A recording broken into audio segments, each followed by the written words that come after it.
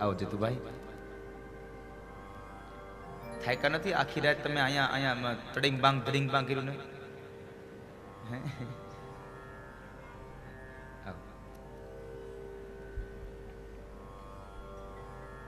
એકવાર જીતુભાઈ દ્વારકાવાળાને ભાવથી વધાવો સાહેબ, તાળીઓથી.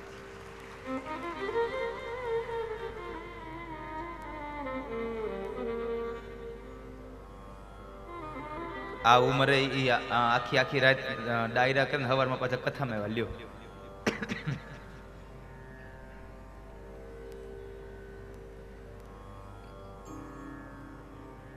હવે તમે તમારી રીતે નક્કી કરજો તમે કેટલા લોકો કથામાં થાય.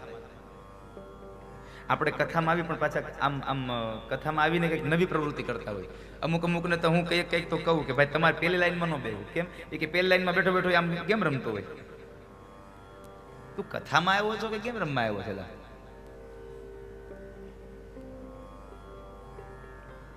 પછી મારું મન એમાં થાય તો મને એમ થાય કે હાલ હું ગેમ રમી લઉં. પણ હું તો મોબાઈલ અહીં લાવું ને, કાલથી મારે લેતો હોવો જોઈએ. આ લોકો ગેમ રમતા ને તો મારે રમવા મળવું.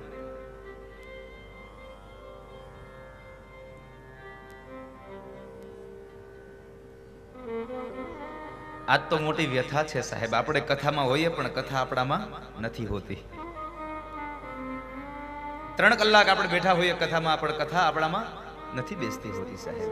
3 કલાકમાં હું તો આ 7 દિવસની કથામાં જરૂરથી કહું છું કે તમે 3 કલાક કથામાં આવો, 3 કલાકની કથા તમારા મનમાં ન બેસે તો કઈ નહીં, પણ 3 ક્ષણની કથા જો તમારામાં બેસી જાય ને તો પણ તમારો આ મળેલો ભવસાગર પાર થઈ જાય સાહેબ.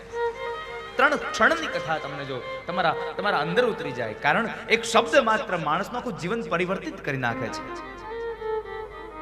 એક શબ્દ લાગી જાય તો માણસનું જીવન ધન્ય બની જાય છે. તો ગઈકાલ ભગવાન કૃષ્ણના અંતરંગ સખા ઉદ્ધવજી મહારાજે વિદુરજી મહારાજને મૈત્રેય મુનિના આશ્રમમાં જવાની વાત કરી અને મૈત્રેય મહારાજના આશ્રમમાં ગયા. અને પહેલો પ્રશ્ન વિદુરજી મહારાજે મૈત્રેય ઋષિને પૂછ્યો અને ભગવાન બાદરાયણ બોલ્યા છે, સુખાય કર્માણિ કરોતિ લોકો નતે સુખમ વાન્યદુપારં વા વિંદેત ભૂયસ્તત વદુઃખં યદત્ર યુક્તં ભગવાન વદેનઃ.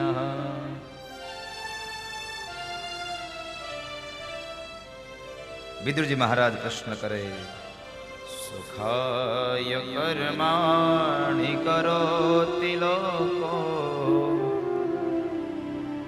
મહારાજ, આ દુનિયામાં માણસ સુખ પામે, માણસ દુઃખ પામે, આનું મૂળ કારણ શું છે? આની પાછળનું મૂળ કારણ શું? માણસ સુખી થાય છે, માણસ દુઃખી થાય છે. અહીંયા પહેલી વાત મૈત્રેય ઋષિએ બતાવી કે વિદુર, આ દુનિયામાં માણસ સુખી થાય અને માણસ દુઃખી થાય એનું મૂળ કારણ છે પોતાનું કર્મ. માણસ પોતાના કર્મને લઈ અને સુખ પામે, માણસ પોતાના કર્મને લઈ અને દુઃખ પામે. અને બીજી વાત, માણસ પોતાના મનથી માને કે હું સુખી છું તો સુખી છે, અને માણસ મનથી માને કે હું દુઃખી છું તો દુઃખી છે. પોતાની જાતે નક્કી કરો સાહેબ, હું સુખી છું કે દુઃખી છું. અરે સાહેબ, પરમાત્માએ જે પરિસ્થિતિ આપી છે ને એનો સ્વીકાર કરીને હંમેશા એક જ પોઝિટિવ થિંક રાખો કે ભગવાને મને ખુશ બનાવ્યો છે, હું સુખી છું. શા માટે દુઃખી થવાના વિચારો કરો છો? જેવું કર્મ હશે એવી તમારું ફળ હશે. માટે તમે સુખ પામવું કે દુઃખ પામવું એ તમારા હાથની વાત છે.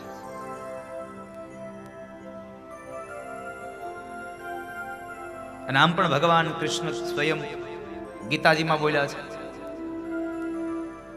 સ્વયં ભગવાન કૃષ્ણ શ્રીમદ ભગવદ ગીતામાં બોલ્યા છે.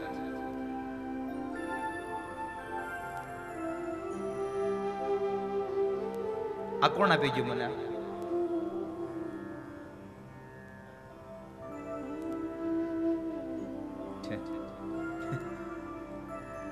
બહુ સારું કર્યું. લ્યો,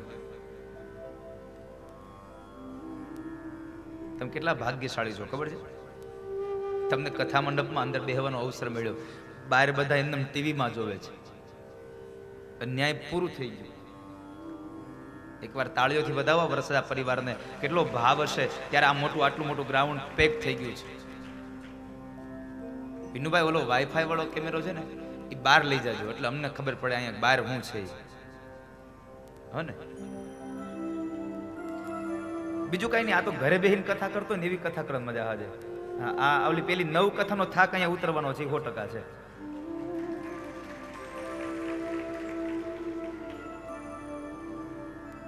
જ્યારે સામેથી માણસનો ભાવ મળે, પ્રેમ મળે, લાગણીઓ મળે, એટલે માણસ એકદમ સાવ હળવો ફૂલ થઈ જાય. હવે તમારી હામાં જો આમ મોઢા આમ મને આમ થાય કે કથા કરવી ઘેર બી જવું.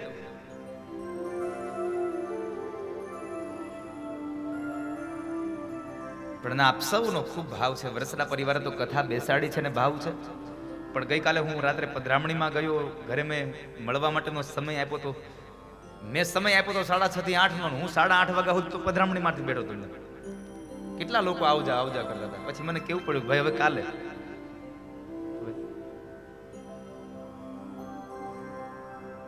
પધરામણીમાં ગયો તો ત્યાં લોકો શેરીઓમાં બેઠા હતા, એ ઊભા થઈ ગયા. તમે આયા? મેં કીધું તો હું આયા નહીં તો હું બીજે ક્યાં જાઉં? અત્યારે મોરબીમાં છું. હાથ દી હવે.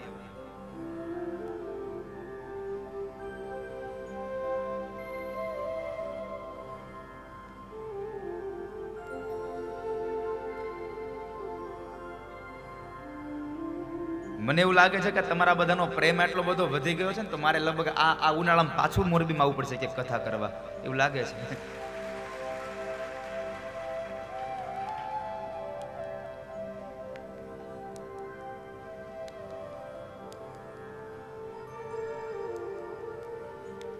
વિદુરજી મહારાજે પ્રશ્ન કર્યો, પ્રભુ મહારાજ, સુખ અને દુઃખની મીમાંસા શું છે? કર્મથી માણસ સુખ પામે, કર્મથી માણસ દુઃખ પામે. અને ભગવાન સ્વયં શ્રીમદ ભગવદ્ ગીતામાં બોલ્યા છે. હા, મારે આપને એક પ્રશ્ન કરવો છે. કેટલા લોકોને ખબર છે કે આ શ્રીમદ ભાગવત અને શ્રીમદ ભગવદ્ ગીતા બે એક જ છે? કેટલા લોકોને ખબર છે? જરા હાથ ઊંચો કરો. આ બે અલગ અલગ છે એવું કેટલાને ખબર છે? શ્રીમદ ભાગવત અને શ્રીમદ આ નરોવા કુંજરવા હાવ માસ્તર માળે નહીં, માસ્તર ભણાવે નહીં. એ તમે એમ કહો આ બાજુ ઉત્તર છે તોય હાથ નો ઊંચો કરે, આ બાજુ ઉત્તર છે તોય હાથ ઊંચો ન કરે. એ કે તમે કહેતા સાચું જ હોય ને.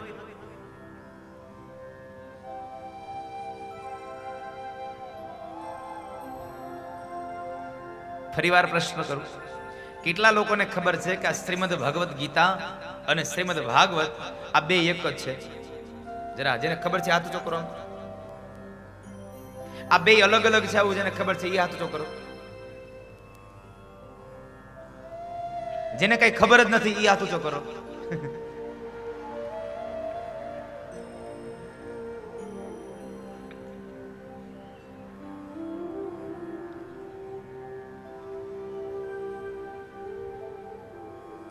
હમણાં જેતુભાઈ મારે એક કથા હતી. આની પહેલાની સમજો ને કે આની પહેલાની ચોથી કથા. એટલે એક ભાઈ ત્યાં આવ્યા મહેમાન તરીકે. એટલે એને બોલવાનો બહુ આમ ઢઢો મારી દે, વધારે પડતો. માઇક મળે એટલે હું તો મૂકું નહીં એમ. એને બહુ ઢઢો. તો એને ચિઠ્ઠી લખી, મારે થોડુંક બોલવું છે. મેં કીધું હાલો ભાઈ આને દઉં માઇક 2 મિનિટ. નકર મારો નિયમ છે કે હું વ્યાસપીઠે આવી જાઉં પછી. હવે બંધ થઈ ગયું બધું. અત્યાર સુધી બધું હાલતું હતું. એટલે એને માઇક આપ્યો. અમારે ગિરીશભાઈ કે દાદા દ્યો ને, કે ભલે બોલતા દ્યો. એને ચાલુ કર્યું, ફલાણા ગામના આંગણે શ્રીમતી ભાગવત ગીતા બેઠી છે કે અરે તારી ભલી થાય. હા બટુકભાઈ તમે નહોતા? ખરેખર આ સત્ય હો. એ શ્રીમતી ભાગવત બોલ્યો. મેં કીધું તારી ઘરવાળીને જઈને કે શ્રીમતી, આના ભાગવત શ્રીમતી નો કહેવાય. એને ઈ નથી ખબર અને તો એને માઇક પકડવા છે. કારણ કે આમ જોઈ જાય ને આટલું માણસ મહેરામણ, એટલે હારા હારા બોલવાની ઈચ્છા થઈ જાય. પણ અહીંયા આવે ને તે થડ મળે થવા. ગયા ઉનાળાની વૈશાખ મહિનાની કથા મારે. અને એક ભાઈ આવ્યા, એને માઇક પકડ્યું અને હું વિચાર કરો આ આખું સ્ટેજ કેમ ધ્રુજે છે. મેં આ સાદીને પૂછેલા ભૂકંપ આવે છે? મેં એ કે નહીં તો એ કે ઓલા પગ જોવો એ કે આખું સ્ટેજ. આ ખોટું બોલો તો ભગવાન ભાગવત મારી સામે છે સાહેબ. આ વાતમાં જો જરાય અસત્ય હોય તો આખું સ્ટેજ ધ્રુણાવે. બોલો આટલો થર ધ્રુતો હતો અને તોય માઇકમાં બોલવાનું મુકતો નહોતો.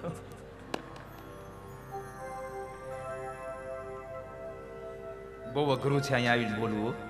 કારણ અહીંયા આવીને પછી તમારા મન ઉપર એટલો તમારે ભાર મૂકવો પડે ને કે તમારે બોલવું શું તો બરાબર છે, પણ ન બોલવાનો શબ્દ ન બોલાઈ જાય ને એના માટે તમારા મગજને બહુ કસવો પડે છે સાહેબ. અહીંયાથી ને સમાજ ફેંકી દે, હમણાં આ સ્ટેજમાંથી નીચે ઉતારી દે.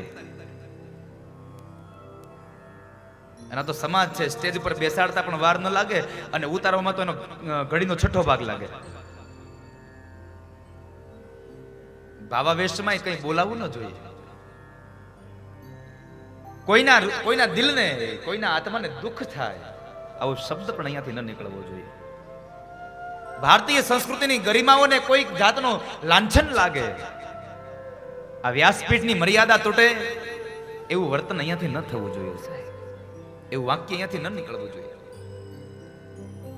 આ બધું ધ્યાન રાખવા માટે મગજ ઉપર એટલો ભાર હોય ને કે બપોરે ઘરે જઈને તે જેમાં ભેગી ઊંઘ આવી જાય. ક્યારેક ક્યારેક તો જમવાનું બાર હોય, આ લોકો આવ્યા હોય તો હું તો એમને સૂઈ ગયો, કારણ કે આ 4 કલાક બોલવાનો થાક લાગે છે.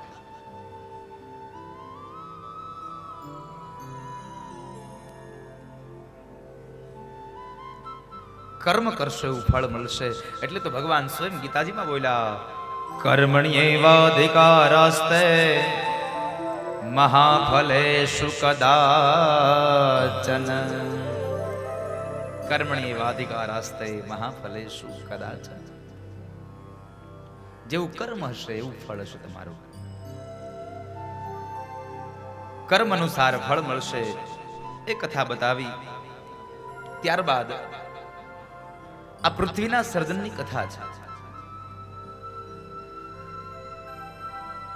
ભગવાન નારાયણે બ્રહ્માજીની ઉત્પત્તિ કરી અને બ્રહ્માને કહે છે કે જાઓ તમે સજીવ સૃષ્ટિની રચના કરો. ભગવાન બ્રહ્માએ જળચરોની રચના કરી. જ્યારે ભૂચરોની રચના કરવા ગયા, એ ભૂચરોની રચનામાં ધરતી જળમાં લીન છે. એટલે ભગવાન નારાયણને પ્રાર્થના કરે કે હે નારાયણ, તમે આ ધરતીને બહાર લાવી આપો. એટલે ભગવાન સૌપ્રથમ આ ધરતીને બહાર લાવવા માટે ગયા અને એ સમયે ભગવાન પહેલો અવતાર ધારણ કર્યો. બોલીએ વરાહ નારાયણ ભગવાન કી. ભગવાન વરાહનો અવતાર ધારણ થયો છે. ભગવાન વરાહ અવતાર ધારણ કરીને દાઢ વડે પૃથ્વીને ખેંચીને લાવવા માટે ગયા છે. જે પૃથ્વીને ખેંચીને લાવે છે ને ત્યાં એક હિરણાક્ષ નામનો અસુર આવ્યો છે. અને હિરણાક્ષ નામના અસુરે ભગવાનને કહે છે છોડી દે, આ ધરતી મારી છે. ભગવાન કહે છે એલા હજી બહાર લઈને ગયો નથી, ત્યાં તો મારી છે મેંડો કરવા. અને આપણે એ જ કહીએ છીએ ને. અહીંયા જુઓ કેટલા લોકો ખેડૂત છો, આમાં કેટલાને ખેતી છે, હાથ જો કરો જરા. હા, આપણે શું કહીએ? અહીંયા ઉભા રહ્યો, સામેનો શેડો દેખાય ત્યાં સુધી મારી. એક વાત યાદ રાખજો, મારું હોય ને એ સદૈવને માટે હારે જ રહે. આપણું હોય ને આપણી સાથે રહે. અહીંયા તો આપણું કઈ નથી, આપણું તો બધું ભાડે છે સાહેબ. એટલે ભાડામાં તો બધું સોંપીને જતું રહેવાનું, કોઈકને આપીને જતું રહેવાનું. આમાં કઈ નથી તારું. એટલે સ્વામિનારાયણ સંપ્રદાય કહે છે, પૂજ્ય સંતો લખે, મારું કરીને ધન મેળવ્યું રે.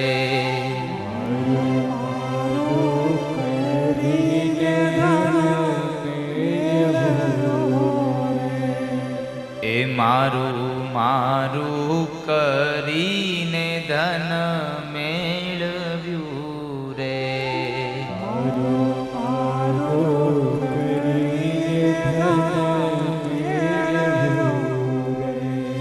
એમાં તારું નથી તલભારયંત કાળે, સગું નહીં કોયનું રે.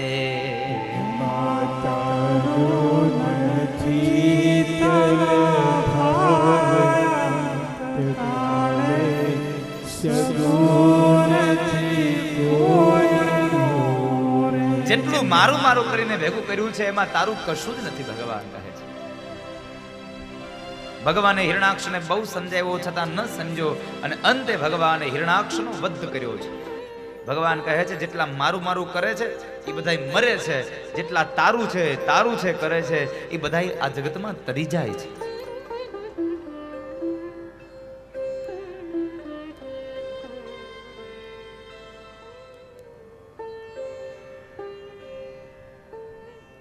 ભગવાન કહે છે જે મારું મારું કરે છે બધા લોકો મરે છે અને જે લોકો તારું તારું કરે છે બધા લોકો તરી જાય છે.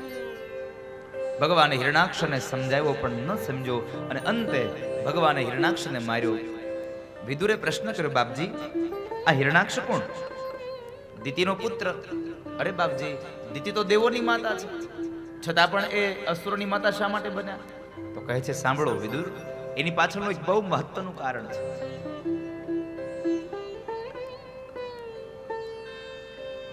સંધ્યાના સમય એક વખતના સમય બરાબર દિતિ અને કશ્યપ બેવ આશ્રમમાં બેઠા છે અને એ સંધ્યાનો કાળ હતો. એટલે સંધ્યાના કાળે દિતિના મનની અંદર કામ પ્રવેશ કર્યો.